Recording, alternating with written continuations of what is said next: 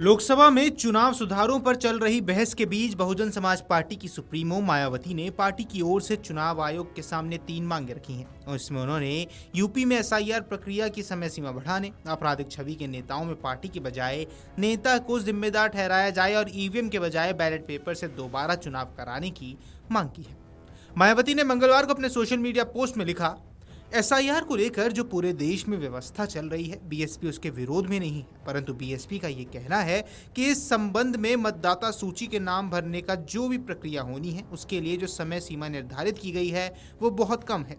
इसकी वजह से बीएलओ के ऊपर भी काफी दबाव है और कई बीएलओ काम के दबाव की वजह से अपनी जान भी गंवा चुके हैं। जहां करोड़ों मतदाता है वहां बीएलओ को उचित समय मिलना ही चाहिए और खासतौर पर उस प्रदेश में जहां जल्दी ही कोई चुनाव नहीं है।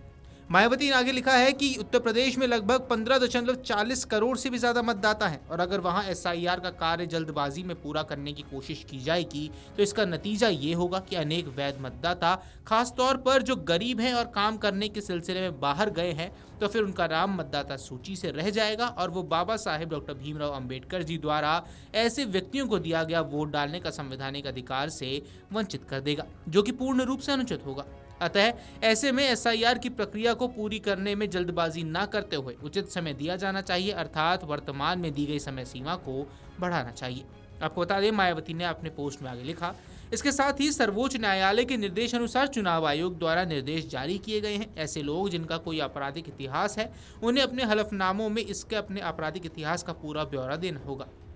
और इसके साथ साथ स्थानीय अखबारों को भी इसका पूरा विवरण भी प्रकाशित करना होगा तथा जिस राजनीतिक पार्टी से वे चुनाव लड़ रहे हैं और उस राजनीतिक पार्टी की भी जिम्मेदारी होगी कि वह सूचना को अपने स्तर पर राष्ट्रीय अखबारों में प्रकाशित करे। इस संबंध में बीएसपी का कहना है कि अक्सर ये पाया गया है कि जिस व्यक्ति को चुनाव लड़ने के लिए टिकट या सिंबल दिया जाता है उनमें से कुछ लोग अपना आपराधिक इतिहास पार्टी को नहीं बताते हैं तथा कुछ लोगों के संबंध में स्क्रूटनी के समय ही पार्टी को इसका पता लग पाता है, जिसकी वजह से इसकी जिम्मेदारी पार्टी के ऊपर आ जाती है। और वैसे भी ऐसे प्रत्याशियों के आपराधिक इतिहास को राष्ट्रीय अखबारों में छपवाने की जिम्मेदारी पार्टी के ऊपर डाली गई है। मायावती ने आगे लिखा कि इस संबंध में हमारी पार्टी का यह सुझाव है कि आपराधिक छवि वाले प्रत्याशियों के संबंध में सभी औपचारिकताएं पूरी करने की जिम्मेवारी उन्हीं पर डालनी चाहिए, न कि पार्टी के ऊपर होनी चाहिए। और अगर आगे चलकर ये मालूम होता है कि किसी प्रत्याशी ने अपना आपराधिक इतिहास छिपाया है तो इससे संबंधित हर प्रकार की कानूनी लायबिलिटी और जिम्मेदारी भी उस पर आनी चाहिए, न कि पार्टी के ऊपर। बीएसपी की ओर से ईवीएम का मुद्दा फिर प्रमुखता से उठाते हुए मायावती ने कहा कि ईवीएम के द्वारा उसमें लगातार उठती गड़बड़ियों की शिकायत जो चुनाव के दौरान और उसके बाद व्यक्त की जाती है, उन्हें दूर करने के लिए और चुनाव प्रक्रिया में सभी का पूर्ण रूप से विश्वास पैदा करने के लिए अब ईवीएम के द्वारा वोट डलवाने की जगह